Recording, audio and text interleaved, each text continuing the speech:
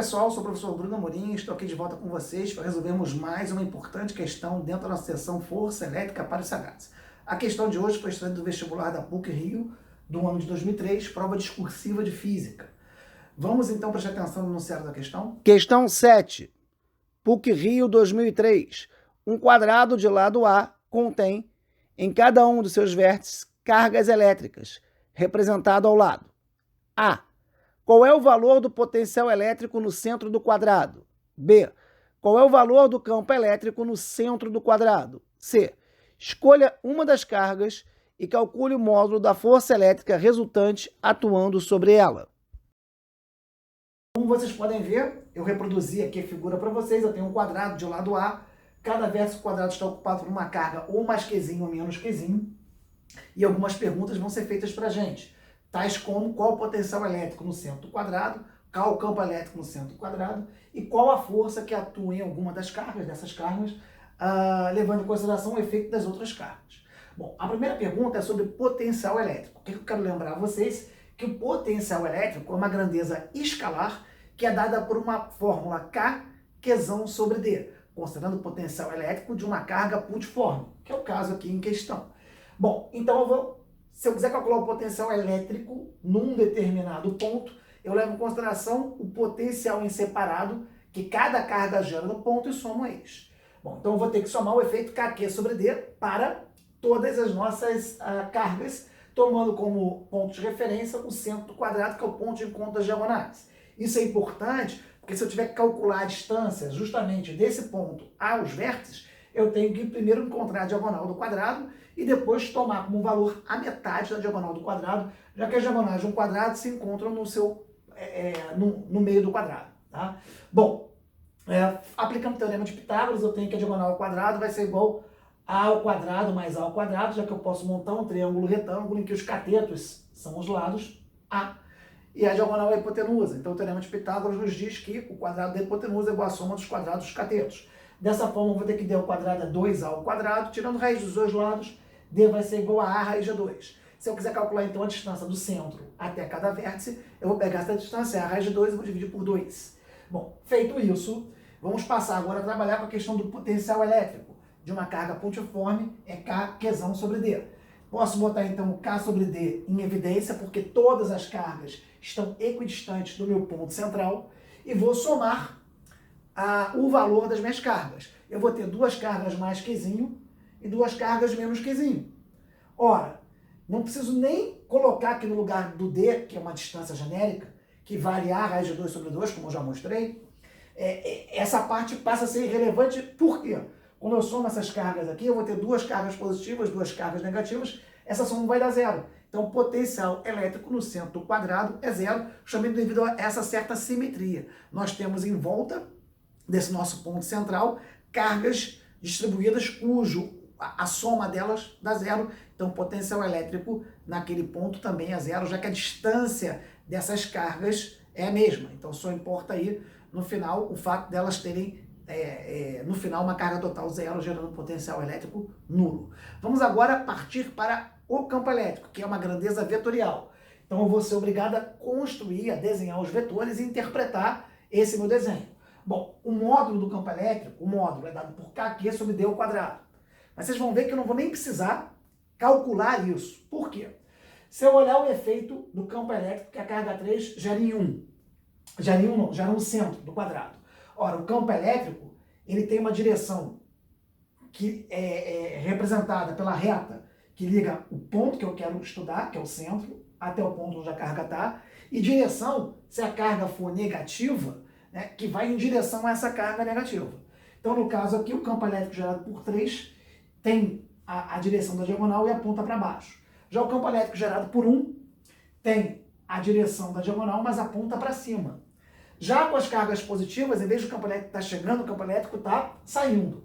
Então, a carga gerada por mais Qzinho, ela está direcionada para onde? Na diagonal, só que para fora. Então, o E2 aqui está para fora. Mas tem uma outra carga mais Qzinho aqui, que também vai gerar um campo elétrico na diagonal, saindo também da carga mais Qzinho, mas saindo dessa carga mais Qzinho, está apontando agora aqui para baixo na diagonal. E aí passa a ser importante analisar essa fórmula daqui para dizer que todas as cargas, né, em módulo têm o mesmo sinal, tem o mesmo valor, que é Q, e a distância de todas elas ao centro é igual. Ou seja, esses vetores aqui são todos vetores que têm mesmo módulo. Agora, se eu for analisar o par E1 e E3, a soma vetorial é 0. Se eu for analisar o par E2 e E4, tem sentidos opostos, mesmo módulo, também a soma vetorial é 0. Então, se eu somar E1 mais E2 mais E3 mais E4, essa soma vetorial também é 0. Conclusão, então, eu vou ter um campo elétrico nulo no centro do meu quadrado. Finalmente, eu vou calcular aqui com vocês a força elétrica resultante num desses vértices. Eu escolhi trabalhar com o cálculo da força resultante no vértice 1.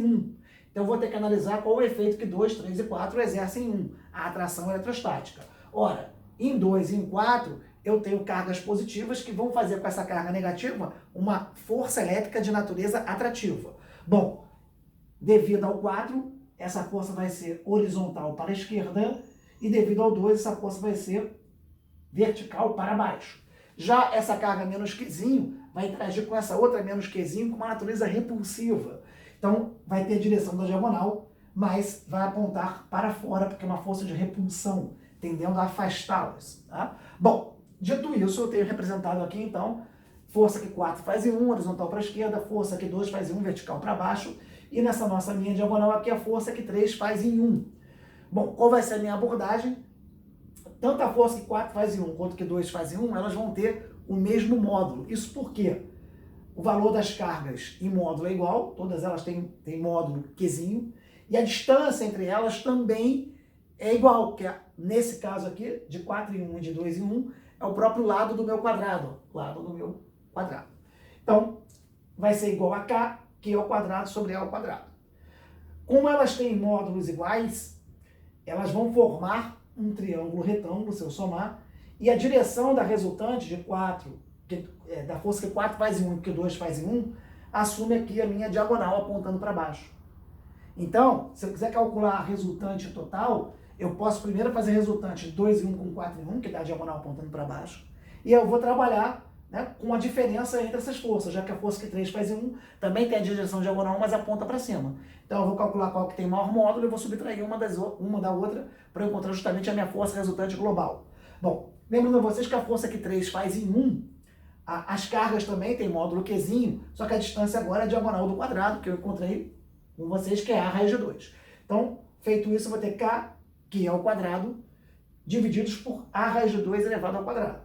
Raiz de 2 ao quadrado dá 2, A ao quadrado dá A ao quadrado, então vai ser K, que é ao quadrado, sobre 2A ao quadrado. Lembrando a vocês, eu não falei, mas é conhecimento prévio, que a lei de Coulomb nos diz que a força elétrica é igual à constante eletrostática do meio, vezes o produto dos módulos das cargas pela distância ao quadrado. Isso tem que estar implícito, senão a gente não consegue evoluir na nossa questão.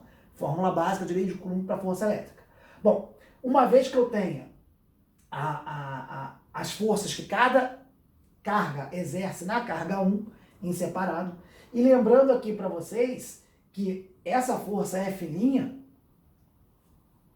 ela nada mais é, né, do que a hipotenusa de um triângulo retângulo, que os catetos são iguais. Então é como se fosse a diagonal do meu quadrado de forças. A diagonal de qualquer quadrado é o lado do quadrado vezes raiz de 2. A gente encontrou isso aqui.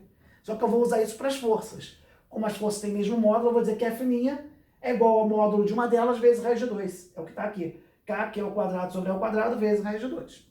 Bom, e essa força que 3 faz em 1 é K, que é o quadrado 2A2. Dá para perceber que essa força é menor do que essa. A raiz de 2 é 1,4 e 1 meio é 0,5. Então eu tenho certeza que a minha força resultante, como F' é maior que F que 3 faz em 1, ela vai ter o sentido da diagonal, mas vai apontar para baixo. E eu vou obter fazendo a subtração de F' com F que 3 faz em 1. Então eu vou ter aqui K ao quadrado sobre A ao quadrado, vezes raiz de 2, menos F que 3 faz em 1, que é K ao quadrado sobre 2A ao quadrado. Eu posso botar K ao quadrado sobre A ao quadrado em evidência, e vai ficar aqui raiz de 2 menos 1. Menos 1 meio, né? Então eu botei K ao quadrado sobre A ao quadrado em evidência, e vai ficar aqui raiz de 2 menos 1 meio. E agora eu vou só mexer aqui para chegar no final da questão.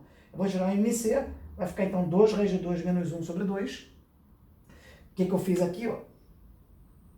Como se fosse denominador 1, né? Então, MC entre 1 e 2 é 2. 2 por 1 dá 2, vem para cima 2 raiz de 2, menos 1 sobre 2. Poderia fazer mais conta aqui, mas já está simplificado. Até a resposta oficial da PUC deixou assim, raiz de 2 menos 1 meio. Eu que preferi mexer um pouquinho mais, então ficou 2 raiz de 2 menos 1 sobre 2. O aluno que quiser botar no lugar do 1,2, 1,41, pode também. Aí ia dar 2,82 menos 1, ia dar 1,82 por 2 a 0,91.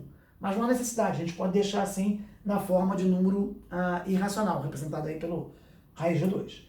Bom, espero que vocês tenham compreendido. Se gostaram do conto, compartilhem, dê dica para os colegas de vocês. Se inscrevam no canal, ativem o sininho, aprendam força elétrica no canal do professor Bruno Amorim. Um forte abraço a todos, até a próxima oportunidade. Repitam comigo o nosso lema: eu vou passar.